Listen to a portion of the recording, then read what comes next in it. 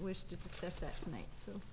Yeah, the reason why I brought that up is, we just into some charter changes, and we had some board members who, had put their opinions and different things into decision-making process, but then at the end, they backed out, and I'm not, I guess what I'm looking at is if, maybe what we need to do is have the commission, have someone come in and give a class, or maybe we need to go over some of this stuff so we know where everybody stands, and you know, it's, you vote on minutes, you vote, you put your input, and then you back out of it, you know, it just seems like at some point, maybe we don't have all the information that we need, and maybe we need someone to come in and show us, and we can all talk to them and explain situations. That's about why I brought it up. I just thought that that was something that needed to be done. Right, and when Selectman Duraco had asked about this, I think, and I mentioned to you, I think Secretary of State Galvin's office, there is actually a person that will come out and do that, and from the Ethics Commission, and it might be something nice to extend to all departments. They actually hold State Ethics Commission monthly meetings, monthly informational sessions.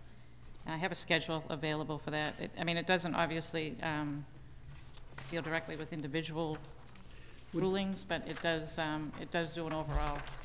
Would they come in and do a workshop for us? That we'd have to, I would assume they would if we I requested. think they do, Yeah. actually. I think You know, there I'm more is something concerned that about they can our do. board doing the right thing.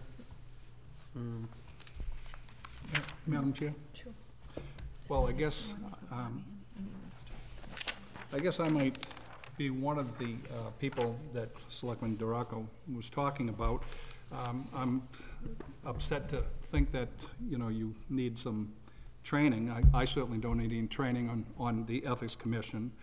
So I'd like to just explain that I believe that the issue of a conflict is really something that comes down to an individual and an individual's situation.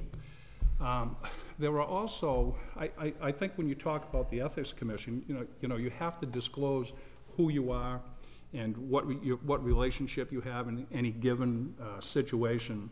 And it really comes down to an individual's relationship to the situation. But also, the Ethics Commission also offers many exemptions. For example, there are examples for corporations. For example, you know, the corporation that I work for may have an exemption. There are predated relationship exemptions where I had already worked for a company before being elected. There are exemptions for parents on the school committee where they can advocate for their own children. There are also exemptions for selectmen when we set the tax rate. We all own homes. We all have a financial interest in you know, setting the tax rate, but there are exemptions for things like that. So it's a very complex situation. But I guess, you know, for example, let's talk about appearances of conflict, because I think that's the situation that I found myself in last week. Now, for example, we had the deputy chief come before us and speak in favor of the chief's thing, and there's somebody that may be in conflict. He could actually be appointed the next, you know, temporary chief if the vote had gone his way. But it's not up to me to decide whether the deputy chief is in conflict. The town moderator, Mr. Gaudette, was here. Now, here's a guy that testified in favor of the chiefs, and he's going to go to town meeting, and he's going to not only control the debate, but he's going to count the hands that are in the audience. Is he in conflict? I don't know. That's not up to me to decide. It's up to him to decide what his relationship is. A conflict, or an appearance of a conflict, is an individual thing that must be decided by individuals. In my case, last week, when I recused myself, no one told me that I was in conflict. After the Lowell Sun article appeared in the newspaper, several people asked me if I thought I may have a conflict because of my employer's interest in the situation. My answer to that was that I can always be objective in anything that comes before this board. because the appearance of a conflict was developing, I decided to call the Ethics Commission, and I received what they told me was conservative advice. And for those of you who don't know what conservative advice are, or what dealing with lawyers is, it's one of those deals where you ask 10 lawyers and you get 10 answers, 10 different answers. So what we did was, the whole situation went from the review of the charter as it related to the town manager's duties, as they related to the appointing authority, to clarifying the fire chief's duties and responsibilities under Chapter 48, to adding the police chief's duties under 97A, which I don't even know what they were doing here. And then we accumulated at the end last week with the deputy chief's opening remarks, and I quote, "The whole discussion of this has spiraled into something that it really wasn't in the beginning." And I think we can all agree to that. We all started this conversation off with, with discussing what the town manager's duties and responsibilities were, and we ended up with that. So just to set the record straight, I would like everyone to know that I abstained and I removed myself to protect the integrity of the process. I don't have any problem with the Ethics Commission. I don't need any training. I've read the law. I know what the law is. Thank you. I guess my point was, I wasn't willing to mention a name. You brought your own name into it, but I just look at it as, we have a situation we discuss for 6 months, or better, probably longer. We sign minutes, and right up to the 11th day, then you feel that you may have a conflict.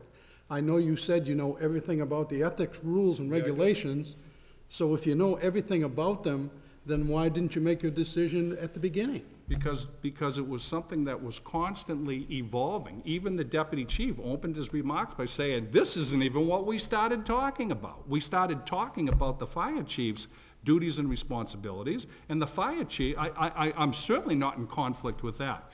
What happened with me was, I started to hear from several people that do you think that you have a conflict? So if people are asking the question, then perhaps there's the appearance of a conflict, so that's why I moved out. I mean, If you had to call, I look at it this way, if I had to make that call, then I feel in my mind that I wasn't sure. I got what was considered conservative advice, and the advice could have been the other way.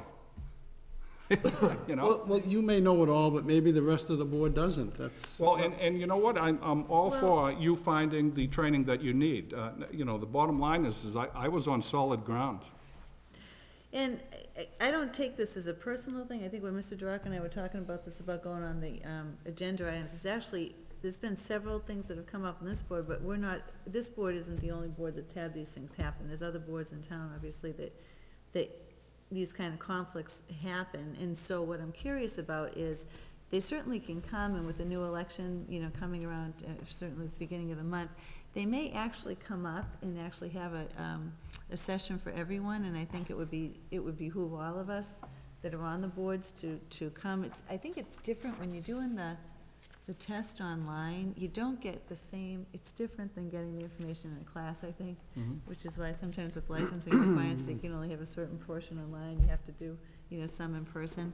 And I think it's a different experience, and so, I'm thinking that it might not be a bad idea to have them come up maybe at the end of May, 1st of June, when new folks are on board, and maybe having a kind of review of that and having a discussion about the appearance, because I think, Tony, to some degree, you're right, the appearance is the issue, and for what an appearance is for certain people, it might not be something until that a neighbor or a friend or someone else points it out to you, because you may individually think you're okay, and then the appearance is what becomes the issue. And so maybe it might be helpful to see if they'll be willing to come up in June, 1st of June, and do kind of a townwide,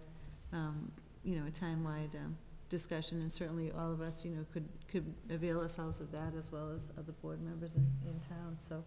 Madam Chair, we had this training before. We did it Yeah, on a was couple Saturday, years we all ago. came up Yeah, here. it was a couple We years all ago. took it online, you're supposed to record the certificate, it gives you all the different examples. The conflict of interest law is very, very convoluted and very wide. Yeah. And most times when you call into that, and I've called for myself, to make sure that I'm on solid grounds, that they will tell you, if you have to ask me the question, and it's an appearance of a conflict, you should back out of it. And that's the best advice I give anyone that asks me. If you think you are in conflict, don't vote. Simple as that. I have a conflict that I don't believe, like, as Selectman Archinsky says, that I don't believe that 99% of the time I could vote, but you get trapped that one time, it's a criminal offense. It's no longer just a fine and a slap on the wrist, it's a criminal offense.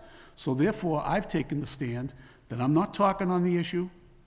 If I believe that it's coming close, I walk out to the back of the room. I excuse myself. You've seen me do that several times. And I understand where Mr. DeRocco's coming from. There has been members that have talked and said, you know, make comments like, if I could vote, I'd vote for this. I mean, that's something you shouldn't be saying, because you're putting influence, or your influence, on the rest of the board by doing that. And then abstain. I would never even dream of doing that. That's really walking a line and maybe crossing it. But the bottom line is, I work for Mass Housing. The 40B, some 40B projects are cited or are reviewed by my agency. I don't have a thing to do with 40B, but I work in the agency. And therefore, they said that I should walk away from it, which is what I do. And that's Well, a you know, nutshell. you know, And I think Mr. Archinsky did the right thing by taking that stance. And, you know, on the other side of that coin, John, when I first, the day after I was elected, I filed my disclosures with the Ethics Commission and with the town clerk. And at the time, I was actually wondering if, because I was a former police officer and I work for a company that represents police officers, if I would be allowed or eligible to serve on this committee's Public Safety Committee, and they told me I could, as long as I felt as though I could be objective. So it isn't, you know, I'm not gonna take a powder every time a cop walks in the room. I mean, that's the bottom line. On issues that I think that there's an appearance of a conflict, I will check with the Ethics Commission each and every time, and we'll go from there. And I appreciate your input, Tony, and everyone's input, but I think it's not even just a singular issue. I think it's a bigger issue. And so my suggestion to all of you would be that we allow the Ethics Commission to come up and do a townwide class, because I think it's hard to schedule the webinars, and it's hard to schedule going into Boston, obviously, 10 o'clock on a Thursday. Most of us are working, and so, and they're willing to do it, and Carolyn has certainly been willing to do it. And like you said, John, they came up a couple of years ago, and I think it'd be actually beneficial. I don't want it misunderstood that I was opposing any training, because anytime you can get any training, it's good, so. No, I don't- absolutely. I'm opposed to it. No, and I didn't take it that way. No. But, you know, I do think it would be, I think it might be beneficial, Yeah, really, to absolutely. try. And we have new people coming on every year, and I think it is different when you do it in person, and they talk about scenarios, and kind of sometimes you can relate to those scenarios that they present, and so, it might be a nice idea, actually. I believe that. I mean, I wasn't looking to single anybody out here tonight. It was just something that's happened, and I just thought it needed to be addressed, that's all. Yeah, no, I appreciate that, and I think it's happened on other boards as well, and I don't want to speak for them, but I know it's been an issue on other boards as well, so, maybe what we can do is just to call Carolyn and see if she would be willing to do that. I don't know if you want to do that, Nan, or you want Yeah, we can Shannon take to care do of that, right? You know, probably makes sense to do it sometime in June, maybe early June, before people leave for vacation, or, you know, once the new folks are on board after the elections and that sort of thing, but. Yeah, we can do that. Certainly, we have the option whether we attend or not. Yes, you have to come though. I'll be there.